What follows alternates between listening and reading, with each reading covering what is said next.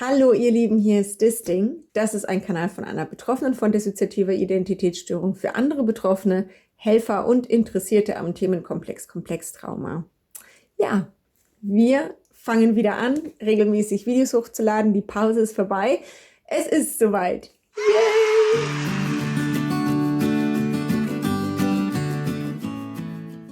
Ja, und für die, die schon lange dabei sind, die wissen, dass wahrscheinlich jetzt wieder was total übertrieben Happy-Clappy-mäßiges passiert, weil das passiert irgendwie immer, wenn wir unsere Wir sind zurück Videos machen. Aber ist auch irgendwie klar, also wir freuen uns halt auch, ne? Also jetzt haben wir, ich weiß gar nicht so genau, November, Dezember, Januar, Februar, März. Wow, okay. Also fast 5 Monate Pause gemacht. Stimmt es? Haben wir im November das letzte Video gemacht? Okay. Ich hätte das vielleicht nachschauen müssen, bevor wie dem auch sei. Ja, wir haben ziemlich lange Pause gemacht. Das heißt, bitte, bitte, bitte kommentiert das Video mehrfach, macht ein Like darunter und so weiter. Wir brauchen jetzt wieder eure Unterstützung, dass der Algorithmus unsere Videos wieder mitnimmt und auch empfiehlt und so und dass das wieder ein bisschen hochgeht. Einige haben sich bestimmt gefragt, wie es uns ergangen ist oder so, also wenn ihr überhaupt an uns gedacht habt. Aber ja, es ist ganz gut so. Als wir die Pause angekündigt haben, da waren wir in so einem ganz schlechten Zustand. Wir haben das als Burnout interpretiert. Wir waren wirklich völlig fertig. Und was wir dann halt gemacht haben, ist, dass wir wirklich von heute auf morgen so alles gecancelt haben. Ein paar Sachen mussten wir noch machen. Also wir hatten zum Beispiel noch einen Vortrag bei der Survivor Queen Konferenz im Dezember. Das war schon länger geplant, das haben wir noch gemacht. Und ansonsten haben wir aber nicht besonders viel gemacht, ne? Ehrlich gesagt, ich habe keine Ahnung. So, weil das fühlt sich tatsächlich an, als wäre das so unfassbar lange her. Es ist ganz krass. Also so das Zeitgefühl, was wir haben, ist echt eine andere Welt irgendwie so. Aber gut, Schritt für Schritt, nachdem wir dann das letzte Video hochgeladen hatten und von heute auf morgen alles gecancelt haben, was nicht super fest vereinbart war. Wir haben zum Beispiel auch unsere politische Arbeit, die wir angefangen hatten, eingestellt. Das haben wir einfach nicht geschafft. Und das war auch zu belastend einfach. Es hat halt dazu geführt, dass wir wirklich so die Perspektive im Leben verloren haben, ne? Also wir hatten dann keinen Ausgleich mehr. Wir hatten neben Disting, wo es ja um die dissoziative Identitätsstörung geht und Traumafolgestörungen, hatten wir dann mit Missbrauch und Ungerechtigkeiten und Problemen im Justizsystem und so weiter zu tun. Und so ist dieses ganze Ding einfach viel zu viel geworden, so ohne Ausgleich. Genau, das haben wir eingestampft. Und was wir am Anfang auch gemacht haben, so als Methode uns kalt zu stellen von jetzt auf gleich, weil wir ja in so einem Hamster-Modus schon längst drin waren und so. Also das ist ja oft so, wenn man sich überlastet, dass man dann nicht mehr merkt, wie es einem eigentlich geht. Und da waren wir voll drin so. Und dann ging halt nur noch um tun, tun, tun und das Nächste und was kommt jetzt und was ist die Aufgabe und was ist auf der Liste und was müssen wir machen und das ist alles wichtig und dringend und sowieso. Und dann haben wir eben gar nichts mehr gemacht und haben die erste Zeit nur gepuzzelt. Ja, gepuzzelt als Technik, um uns sozusagen kalt zu stellen, ne? Weil da ist man beschäftigt mit was, aber man tut eigentlich nicht wirklich was. Also man ist sozusagen einfach abgestellt. Und da sind wir total drin versunken. Und ich bin mir nicht mehr sicher, wie lange. So, ich habe kein Zeitgefühl so. Aber das können schon 3 Wochen gewesen sein, wo wir wirklich gepuzzelt haben. Es hört sich vielleicht ein bisschen bescheuert an für manche Leute, aber ich meine, andere unter euch, die haben tatsächlich das als Hobby. Also ihr wisst ja wahrscheinlich, was die Vorteile davon sind und so. Und dann irgendwann ging das so ganz organisch, dass wir im Kopf plötzlich wieder ein bisschen mehr Raum hatten für andere Dinge und Sachen, die auch so liegen geblieben sind über die letzten Monate und Jahre. Und wir haben uns echt dann wieder erholt. Und als dann alles abgehakt war und das Thema beiseite gelegt war und wir nur noch andere Sachen gemacht haben und unsere Hobbys gepflegt haben und auch viel spazieren waren und so weiter, da hat sich innerlich einfach ganz viel beruhigt. Wir konnten auch besser an Innenkommunikation arbeiten und eine absolut krasse Errungenschaft, dieses Jahres ist es, wir haben jetzt einen Tagesrhythmus. Ja, also ansatzweise normale tagesrhythmische Dinge, die hier los sind. Also für die, die das nicht wissen, das ist eine Sache, die uns seit Jahren beschäftigt hat. Nachdem unsere Traumafolgestörung sozusagen so aufgebrochen ist, dass wir nicht mehr funktional waren, hatten wir die größten Probleme, nachts zu schlafen. Wir haben einfach nicht mehr nachts geschlafen. Das ging nicht. So, es war einfach nicht möglich. Wir haben das auch nicht geschafft, das zu verändern. Also wir sind ganz pünktlich um 4 ins Bett gegangen und so um 10 oder 11 aufgestanden. Und die ersten Jahre, glaube ich, um 2 und dann ist das auf 4 und wir sind wahrscheinlich, wenn ich es jetzt schätzen müsste, es könnte sein, dass wir 3 Jahre lang diesen Rhythmus hatten. Und letzten Endes war es aber halt für mich so, also auch gerade für diejenigen von uns, die im Alltag zuständig sind, einfach nicht mehr tragbar, weil der Rhythmus sich immer weiter nach unten verschoben hat. Also mittlerweile ging es eher Richtung 5 und 6 Uhr morgens. Und das bedeutet halt, dass wir so das gesellschaftliche Leben da draußen noch weniger mitbekommen haben, als sowieso schon. Ne? Wenn man arbeitsunfähig allein zu Hause sitzt, so, dann muss man sich schon Mühe geben, um überhaupt irgendwas mitzubekommen. So. Und wenn man dann auch noch entgegengesetzte Tages- und Nachtzeiten hat, wie die meisten Menschen in der Gesellschaft, dann ist das noch schwieriger. Und das war uns einfach ganz, ganz wichtig, dass wir das hinkriegen.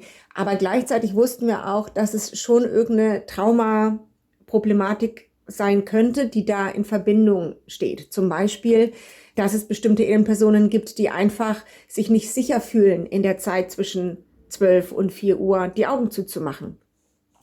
Das kann sein. Oder dass wir wissen, dass wir besonders stark zu Albträumen neigen oder vielleicht auch zu Flashbacks in Träumen in der Zeit zwischen 0 und 4 Uhr.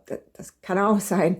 Und letzten Endes muss ich sagen, ich kann es euch nicht sagen. Ich weiß es nicht. Ich habe es bis jetzt immer noch nicht rausbekommen, aber was wir geschafft haben, ist, dass wir jetzt vor 12 ins Bett gehen, also vor 11 normalerweise und um spätestens 8 Uhr dann der Wecker klingelt. Wobei das auch nicht immer so gut funktioniert.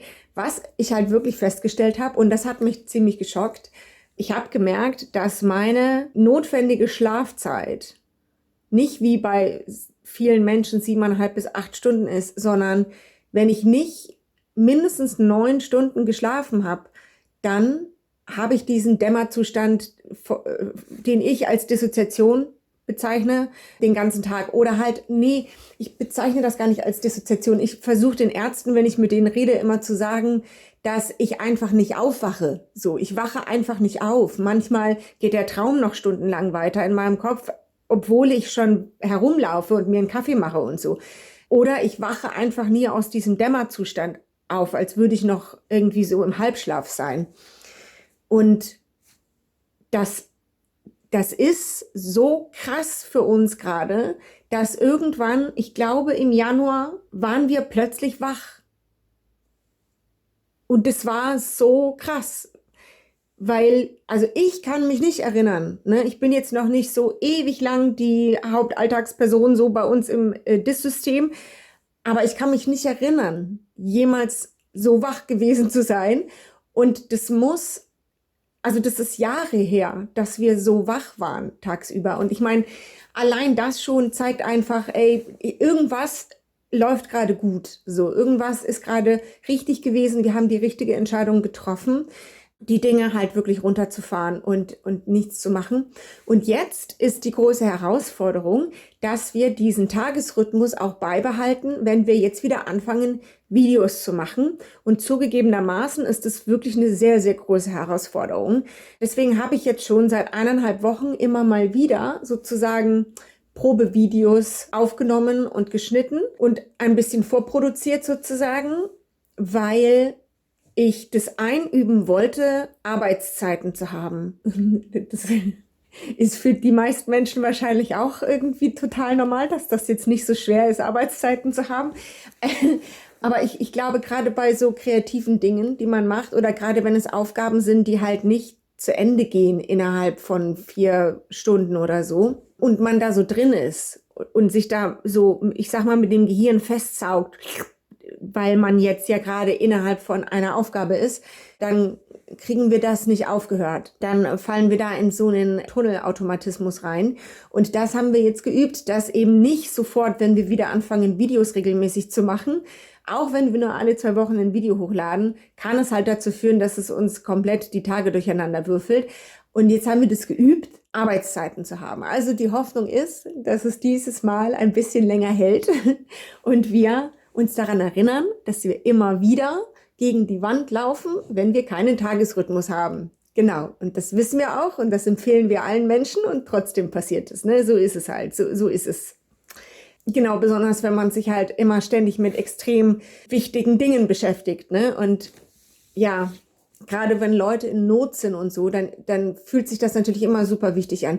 Aber das ist etwas, was wir eben auch lernen mussten über die Jahre, jetzt wo wir das Ding machen und halt von ganz vielen Leuten hören, die selber in Not sind, die selber Hilfe brauchen, die keine finden, die immer wieder gegen die Wand rennen, dass man lernen muss, sich da so hart abzugrenzen, weil man kann nicht die Welt retten. Man kann nur seine eigene Sache so gut machen, wie man sie eben kann und sich die Mühe geben, diesen Raum gut auszufüllen. Und das ist in unserem Fall eben der Kanal Disting mit 2-mal im Monat ein Video und unsere Steady-Plattform, die wir bedienen, die wir auch weiterhin bedient haben jetzt in den letzten 4-5 Monaten. Ne, es gab weiterhin jeden Monat einen Livestream und es gab weiterhin unsere Steady-Calls, wo wir einen Videocall mit den Leuten machen und das war richtig, richtig cool. So, das hat uns auch total Freude gemacht, auch immer mal wieder in Kontakt zu treten und einfach zu hören, wie es euch so geht und was ihr so macht und was ihr so für Themen habt und so, ne? Genau. Und eigentlich war es das schon so, ne? Ich kann jetzt vielleicht einen kleinen Ausblick noch geben, was so an Themen auf dem Zettel stehen. Ne? Wir hatten vor einiger Zeit, als wir noch Videos gemacht haben, da haben wir euch mal eine Umfrage rumgeschickt, wie ihr mit euren Innenkindern arbeitet und so. Das Thema wird jetzt irgendwann noch kommen, also in Wochen oder so, also irgendwo ist das am Horizont. Was auch am Horizont ist, wo ich mich noch drum kümmern werde, ist so Mutterschaft und das, eine Sache, mit der ich mich sogar noch nie wirklich tief auseinandergesetzt habe, aber da habe ich einen Plan, wie ich da rangehe an das Thema und das kommt auch irgendwann so. Was jetzt als nächstes kommt, ist auf jeden Fall das Thema Dis und Social Media und da ist so ein paar kritische Anfragen dran und so weiter. Das kommt, das ist sozusagen schon im Kanonenabzug. So ist halt. Das Video, das kommt als allernächstes. Und darauf freuen wir uns auch, weil wir denken, das ist ein wichtiges Thema. Ich habe tatsächlich nicht mehr zu erzählen. Ist ja trotzdem schon ganz schön lang dafür, dass wir gar nichts zu erzählen hatten. Naja, aber so ist das nun mal ganz am Anfang, wenn man wieder sein Rückkehrvideo macht. So, das war's. Und ihr Lieben, bitte schreibt in die Kommentare mal, was ihr so die letzten 4 bis 5 Monate gemacht habt. Gebt mir mal einen kleinen Einblick, nicht zu persönlich natürlich, weil es ist immer noch YouTube und es ist eine öffentliche Plattform.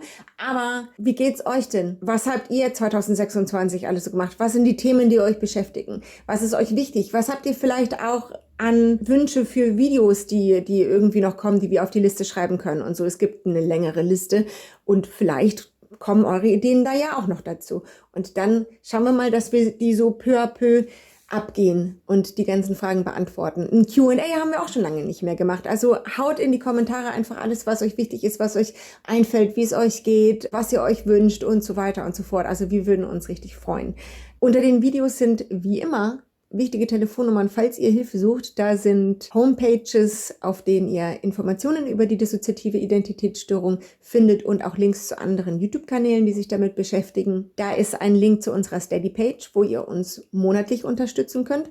Und da ist auch ein Link zu unserem PayPal, wo ihr uns einmalig finanziell unterstützen könnt. Und es gibt auch die Möglichkeit, dass ihr hier auf YouTube Mitgliedschaften abschließen könnt, so Mini-Mitgliedschaften, wo ihr dann besondere Emojis nutzen könnt und uns einfach unterstützt. Und am Ende bleibt mir noch zu sagen, du bist ein wundervoller, wertvoller Mensch. Lass dir nichts anderes erzählen. Und das war's für heute. Tschüss, euer Disting.